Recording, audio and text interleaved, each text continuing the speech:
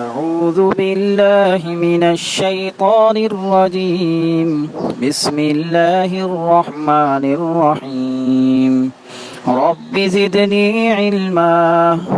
اللهم نبئني بحقيقة الأشياء.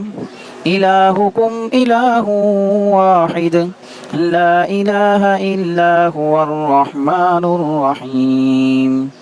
لا حول ولا قوة إلا بالله. السلام علیکم. میں آپ کو اپنے یوٹیوب چینل حکیم محمد طارق جاوید پر خوش آمدید کہتا ہوں. آج کا ٹاپک ہے حاملہ خواتین میں حمل ضائع ہونے کے اسباب اور ان کا سدباب. یہ کائنات اور نظام شمسی اور اس پورے عرض پر زندگی کا وجود ایک قاعدے اور قانون کے تحت قائم ہے.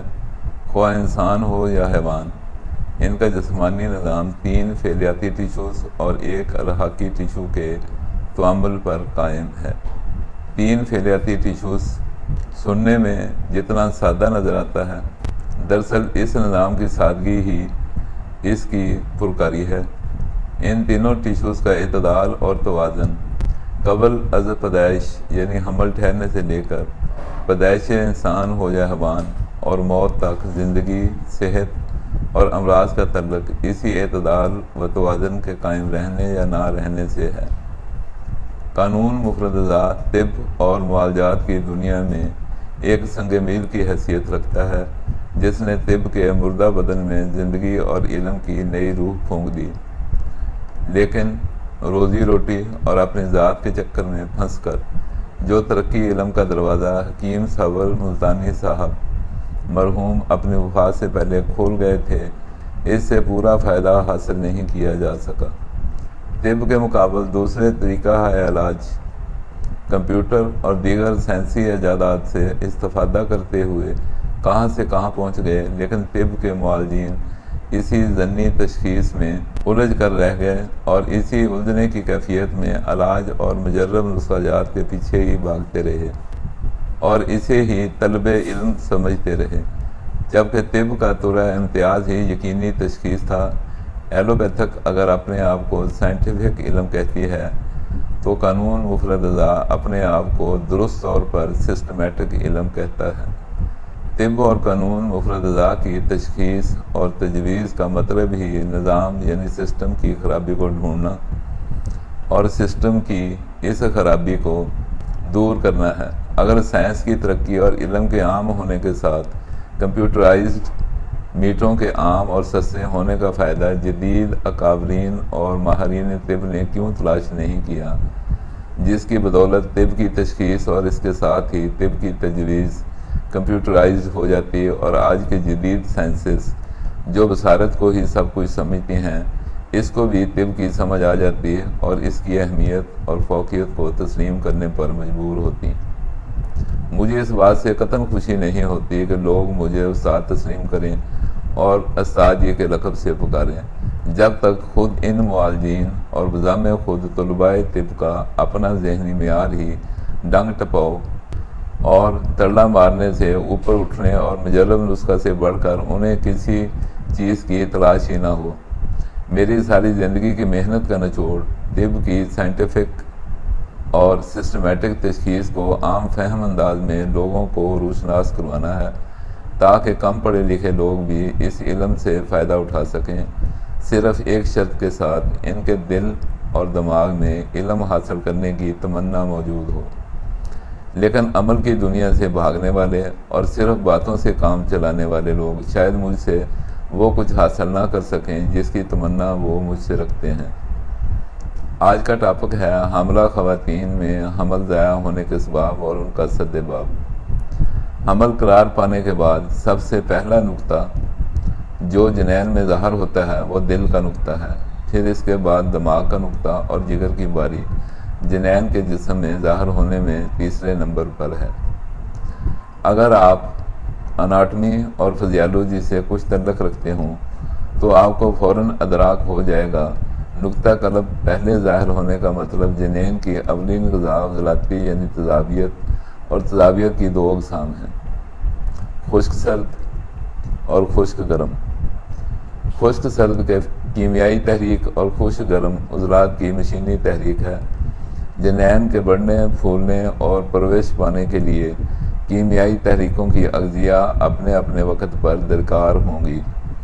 پہلی کیمیائی تحریک عضلاتی سابی، پھر تعمیر کے الٹ چکر کے باعث اعصابی غدی اور آخر میں غدی عضلاتی۔ مشینی تحریکیں جسم میں موجود نامطلوب اشیاء کو خارج کرنے اور صرف مطلوب اشیاء کو مطلوبہ مقدار میں روکنے کا کام کرتی ہیں۔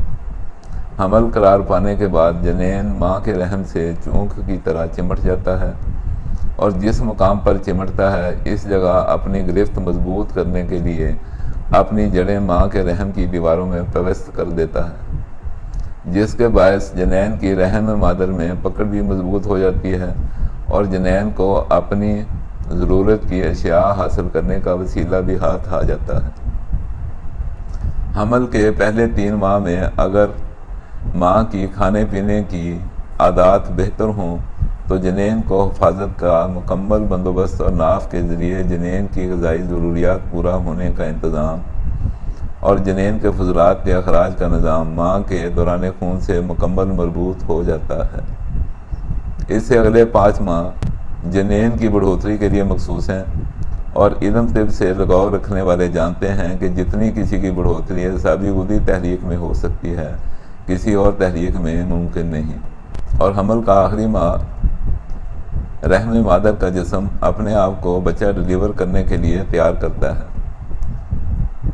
نطفہ اور انڈے کے ملاپ سے حمل قرار پانے سے لے کر جنین کے رحم سے رابطے مضبوط کرنے، جنین کو تیزی سے پرورش اور جنین کے گرد ایک حفاظتی جھلی اور اس میں موجود لعابدار مائع کا ایک اعتدال سے موجود ہونے کا جنین کی زندگی سے گہرا تعلق ہے۔ ماں کے رحم میں جنین کے ارد گرد موجود حفاظتی جھلی، جسے اول کہتے ہیں، تینوں حیاتی ٹیشوز اور چوتھے الحاقی ٹیشو کے امتزاج سے تشکیل پاتی ہے اور اس میں موجود لعابدار مائع میں تمام ٹیشوز کے متعلقہ نمکیات اور نیوٹریشن ایک اعتدال کے ساتھ موجود ہوتے ہیں جو جنین کی زندگی اور پرورش کے ذمہ دار ہیں۔ اگر اس اول میں موجود مائع کی مقدار کسی وجہ سے ضائع ہو جائے تو حمل بھی قائم نہیں رہتا۔ حمل قرار پانے کے تیسرے ماہ سے جنین کی دل کی حرکات شروع ہو جاتی ہیں۔ ماں کے دل کی دھڑکن 72 سے 75، لیکن جنین کے دل کی دھڑکن 124 سے 144 تک ہوتی ہے۔ اگر جنین کے دل کی دھڑکن 124 ہو تو اس کا مطلب ہے ماں کے رحم میں موجود بچہ لڑکا، اور اگر بچے کی دل کی دھڑکنیں 144 فی منٹ تک ہوں تو اس کا مطلب ہے ماں کے رحم میں موجود بچہ لڑکی ہوگی۔ زندہ جسموں کے افعال کو دماغ اپنے پیدا کردہ کیمیائی مادوں کے افرازات کے ذریعے کنٹرول کرتا ہے۔ اگر جسم میں تحریکات اعتدال پر رہیں تو کوئی مسائل زمانہ حمل میں پیدا نہیں ہوتے، لیکن جب سے عوام نے طب جدید کی برتری تسلیم کرتے ہوئے صحت کے تمام معاملات کو غذا کی بجائے ادویات سے درست رکھنے کا وتیرہ اپنایا ہے، صحت کے مسائل ہوں یا زچہ بچہ کے مسائل سب بڑھتے ہی جا رہے ہیں۔ گھر پر بچے کی نارمل ڈیلیوری کا نظام دم توڑ رہا ہے۔ اس سب میں ایلوپیتھک لیڈی ڈاکٹرز یا طریقہ علاج کا کوئی کمال نہیں، بلکہ معالجین طب اور دائیوں کی کم علمی اور اپنے معیار علم کو بڑھانے کی بجائے مجرب نسخہ جات کی تلاش میں سرگرداں رہنا سب سے بڑی وجہ ہے۔ حیوانات خواہ پالتو ہوں یا جنگلی، ان کے بچوں کی ڈیلیوری نارمل ہو رہی ہے، سوائے ان بڑے بڑے فارمز کے جن میں بڑے بڑے اعلیٰ تعلیم یافتہ ویٹرنری ڈاکٹرز اپنے فرائض سر انجام دے رہے ہوتے ہیں۔ وہ حیوانات کی قدرتی ڈیلیوری سسٹم کو اسٹیرائڈز کے ذریعے ہائی جیک کر کے، اور بڑے ہسپتالوں میں لیڈی ڈاکٹرز یہی کام خواتین کے ساتھ سر انجام دے کر حیوانات اور انسانوں کی ماں بننے والی ماداؤں کی زندگیوں کو مختلف بیماریوں کا روگ لگا رہی ہیں۔ خواتین میں اسقاط حمل کو بہت آسانی سے روکا جا سکتا ہے۔ پہلے 3 ماہ تخم سریالہ 20 گرام سے لے کر 100 گرام تک شربت انجبار کے ساتھ علامات کے مطابق استعمال کروائے جائیں، اور اغذیہ کی گروپ بندی کے 4 نمبر 2 کی اغذیہ کو استعمال کروایا جائے، اور اسی طرح چوتھے ماہ سے 8ویں ماہ تک اغذیہ کی گروپ بندی کے چارٹ نمبر 6 کی اغذیہ اور ادویہ استعمال کروائی جائیں تو بھی اسقاط حمل میں سے بچاؤ ہو جاتا ہے۔ اگر اشد ضرورت ہو تو سبز مہندی کے بیج یا پتے 10 گرام دودھ یا پانی کے ساتھ استعمال کروا دیے جائیں تو کفایت کر جاتے ہیں، اور وقت پورا ہو جانے پر زعفران اور تخم میتھرے کا استعمال زچہ کی تحریک اور عمومی صحت کے مطابق استعمال کروایا جائے۔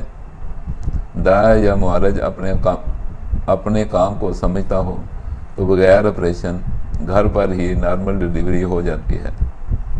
جنہوں نے ویڈیو کی روح کو سمجھ لیا وہ کامیاب اور مجرب نسخہ جات کی تلاش میں رہنے والے اس سلسلہ میں ناکامی سے دوچار ہوں گے۔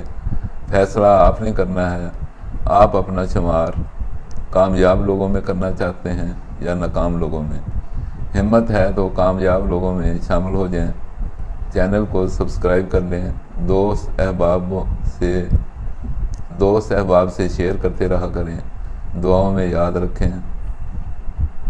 السلام علیکم ورحمۃ اللہ وبرکاتہ۔